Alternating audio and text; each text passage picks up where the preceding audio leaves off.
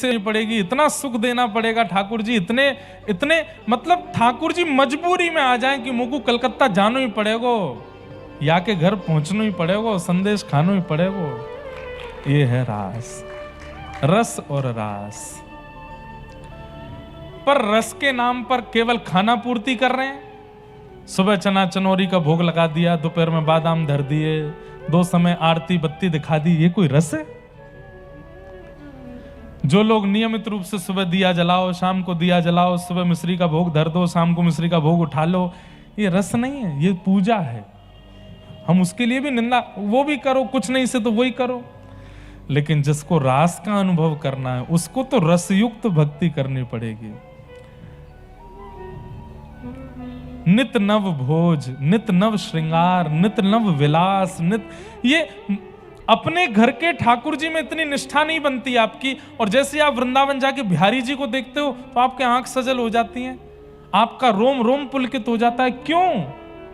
घर के ठाकुर जी में उनमें अंतर है क्या? ना, बस घर के ठाकुर जी रस नहीं पा रहे इसलिए आपको भी रस नहीं आ रहा। उमा बिहारी जी हर दिन रस पा रहे हैं इसलिए उनको देखते ही रस का अनुभव होने लग जाता है। राधा रमन जी को देखते ही रोंगटे खड़े हो जाते हैं। राधा वल्लभ जी का ब्याहुला देख करके महाराज नेत्रों से अश्रुपात होने लगता है, भावुक हो जाते हैं। क्यों? क्योंकि मंदिर में हर दिन ठाकुर जी जगन्नाथ महाप्रभु जब रथ पर आरूढ़ होने के लिए आते हैं, भैया मृत्यु से पहले, कई लोग कहते हैं ना कि मुझे मृत्यु आवे उससे पहले एक बार स्विट्जरलैंड देख के आना है, एक बार न्यूजीलैंड देख के आना है, एक बार ये खा के देखना है, एक बार ये करके देखना है। हमारी मानो एक बार मृत्यु आवे उससे पहले पहले महाप्रभु जी जब अपने नंदी घोष रथ के लिए निकल करके जब जाते हैं, अपने श्री मंदिर से जब बाहर आते हैं, उस दृश्य को एक बार देखने जाइए। आप उस दृश्य को देख करके अपनी पीठ थपथपा के कह देना कि मैंने परब्रह्म को आज चलते हुए देखा, मैंने परब्रह्म को आज जाते हुए देखा। आपका रोम रोम पुलकित हो जाएगा। नसों में महाराज रक्त नहीं, ऐसा लगेगा रस का संचार हो रहा है। भूख चली जाएगी, प्यास चली जाएगी, गर्मी नहीं लगेगी, एक अद्भुत परिस्थिति आ जाएगी।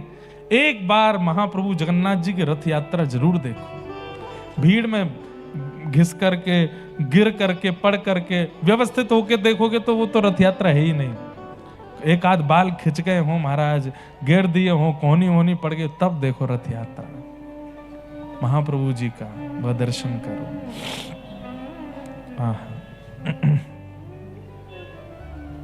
तो रास समझ गए, रास किसको कहते हैं? तो इन गोपियों ने इतना रस दे दिया ठाकुर जी को, इतना रस दे दिया, इतना रस दे दिया कि ठाकुर जी बोले अब तो भैया रास होएगा, अब मैं आऊंगा तुम्हारे पास।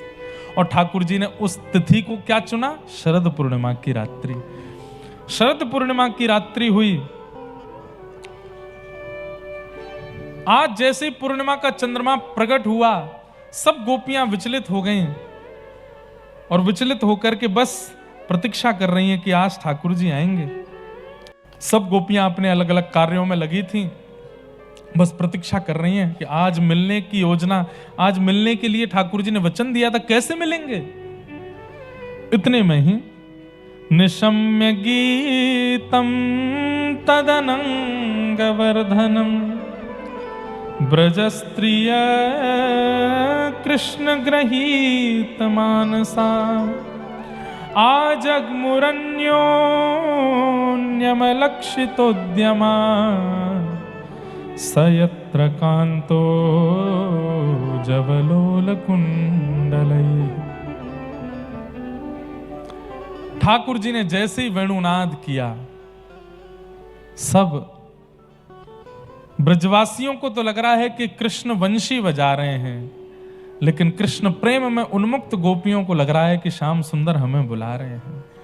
और उसी समय सब गोपियां अपने कार्यों को यथावत स्थिति में छोड़ करके दौड़ी हैं श्याम सुंदर से मिलने के लिए। सब गोपियां जा रही हैं। एक वन में पहुंची, वहां श्याम सुंदर वंशी बजा रहे थे। गोपियों ने आकर के श्याम सुंदर को देखना प्रारंभ किया। ठाकुर जी ने तुरंत गोपियों से पूछा, आपके आने का कारण क्या है? स्वागतम वो महाभाग प्रियम किम करिवाणिव ब्रजस्यानामयं कश्चित् व्रूतागमन कारणम। ठाकुर जी ने गोपियों के आने का कारण पूछा तो गोपियां बोली, पहले तो हमें निमंत्रण देते हो, फिर वंशी बुला के बुलाते हो, और जब हम चली आती हैं तो पूछ रहे हो कि अपने आने का कारण बताओ। गोपियां कुछ नहीं बोली, ठाकुर जी ही उत्तर देने लगे, मैं जानता हूं आप लोग क्यों आई हैं। क्यों आई हैं? बोले निश्चित ही आप चंद्रमा देखने के लिए आई हैं, शरद पूर्णिमा का चंद्रमा है ना, चलो देख लिया, अब जाओ, लौट जाओ। लेकिन गोपियां नहीं गई तो फिर ठाकुर जी बोले, अच्छा तो आप लोग मुझसे मिलने के लिए आई हैं। तो गोपियों के मुखमंडल पर प्रसन्नता आ गई। तो ठाकुर जी बोले, ये तो गलत है, अन्य पुरुष से मिलने का समय दिन में होना चाहिए, रात्रि में नहीं आना चाहिए। ये आप लोग कितना बड़ा पातिव्रत धर्म नष्ट कर रहे हो। और पतिव्रता नारी के धर्म क्या होते हैं वो सब ठाकुर जी यहां गिनाने लगे, एक एक करके ठाकुर जी यहां बताने लगे पतिव्रता नारी का धर्म क्या होता है।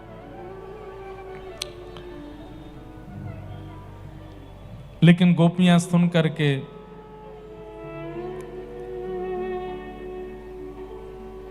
कुछ नहीं बोली।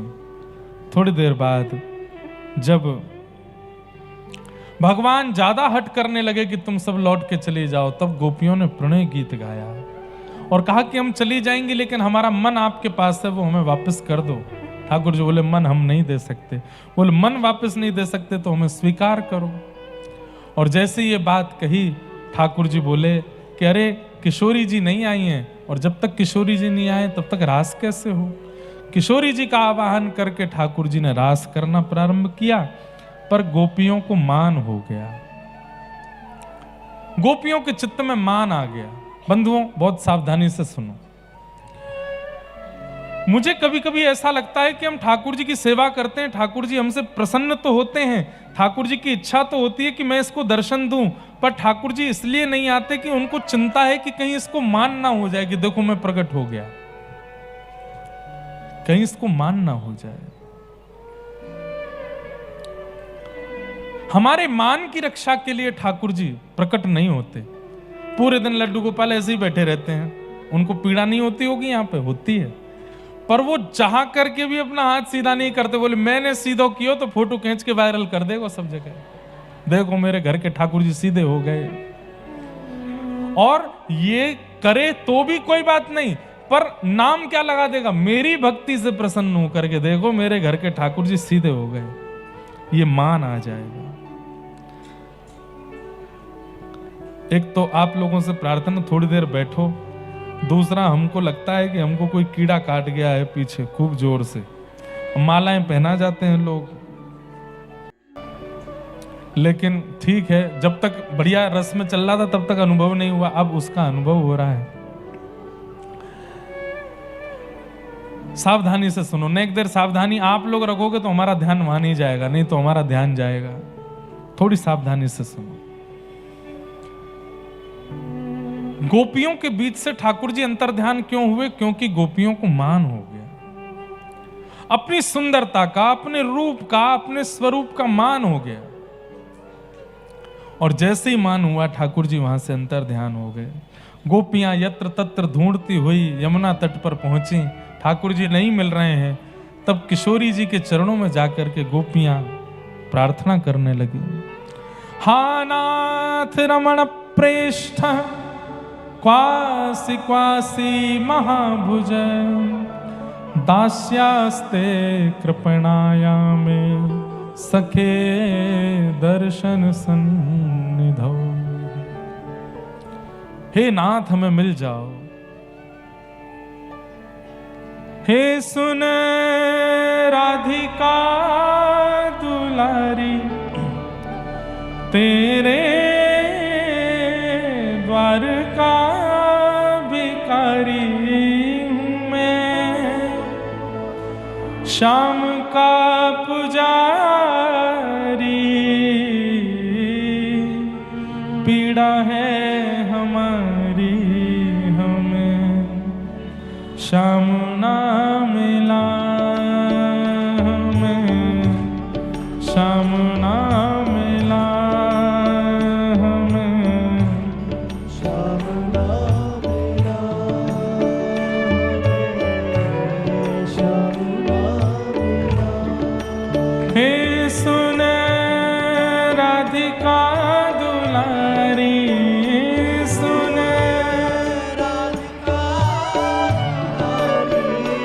तेरे द्वार का भिखारी, तेरे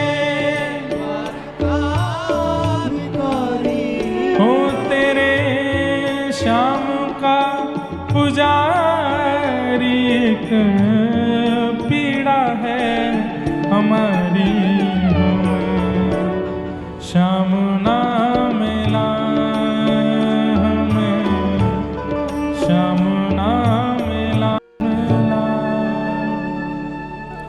किशोरी जी से सब गोपियां प्रार्थना करने लगी और तब गोपियों ने एक गीत गाया जिसे गोपी गीत कहते हैं।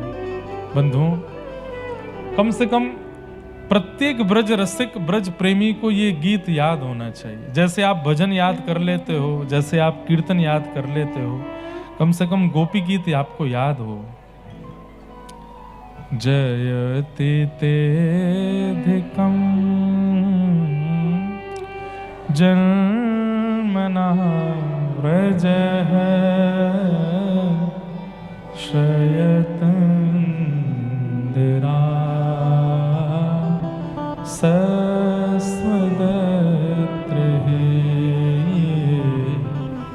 दयितदृश्यता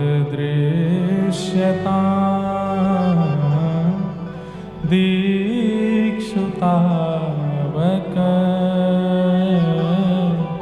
स्त्वधृता सव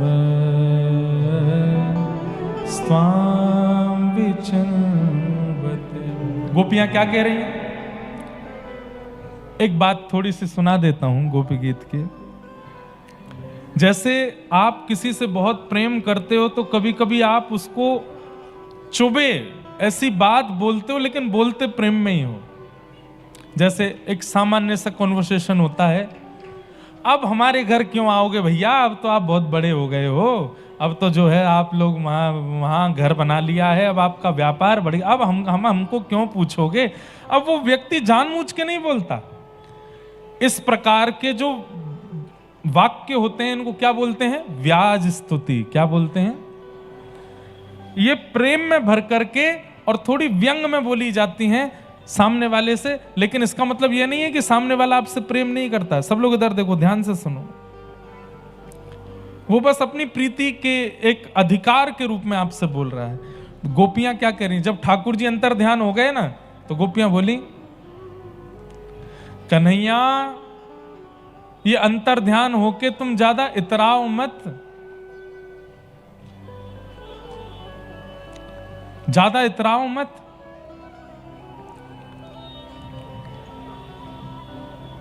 सब लोग इधर देखो। गोपियां कह रही हैं कि कन्हैया ये अंतर ध्यान होके तुम ज्यादा इतराओ मत। ते जन्मना व्रजम अधिकम जयति। तुम शायद ऐसा सोचते हो कि तुम्हारे जन्म लेने से ब्रज की महिमा हो गई है ना, बल्कि तुम्हारी महिमा ब्रज में जन्म लेने से ज्यादा हो गई है कन्हैया। इसलिए तुम ज्यादा इतराओ मत अंतर ध्यान होके। ये तुम रसिया हो, तुम कन्हैया हो, तुम सर्वप्रिय हो, वो इसलिए हो क्योंकि तुम हम सब ब्रजवासियों के पास जन्मे हो। और ये बात बंधुओं बिल्कुल सत्य है। कभी विचार करके देखिए, ठाकुर जी अगर कलकत्ता में जन्मे होते तो, श्री कृष्ण का जन्म यदि कोलकाता में हुआ होता तो कैसे लगते ठाकुर जी? थोड़े हैं? वाह भाई, मैं बंगाली लगूं? मैं बंगाल को हूं तो फिर मेरे जैसे कैसे है गए? मैं तो कोरो ब्रजवासी हूं, रोम रोम तो ब्रजवासी हूं। ठाकुर जी ब्रज यहां जन्मे होते तो लगते काली मैया जैसे, जैसे काली मैया हैं बिल्कुल। एक मैंने चित्र देखा था, काली मैया के ही ऐसे हाथ में वंशी लगी, जीभ निकली हुई थी। मैंने देखा एक चित्र, ऐसे करके चित्र था, कहीं शायद पंडाल में स्वरूप बना होगा, कहीं तो माता जी पर हाथ में ऐसे वंशी त्रिभंग लली बन के खड़ी हैं, जीभ निकाल के। तो मैं उस दिन यही सोच रहा था मैंने कि अगर कलकत्ता में श्री कृष्ण भाई होते तो ऐसे ही होते, और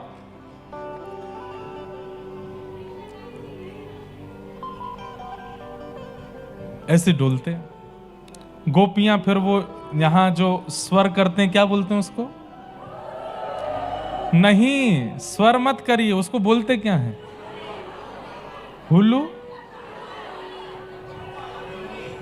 हुदुर क्या बोलते भाई, सही बताओ कि विवाद हो जाएगा। हुलुलु, हुरुडू, हुलुलु। अरे यहाँ आके बता दे भैया क्या बोलते हैं।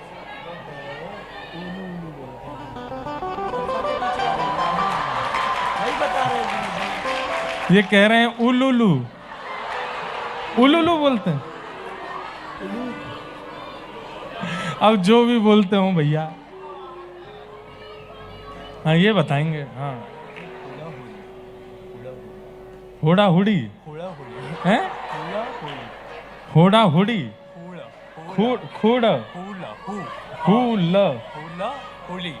हुला हुली, ये तो मना कर रहे हैं। हरि बोल। और महिलाएं, ये आपके उड़ीसा का होगा, उड़ीसा के हैं ये।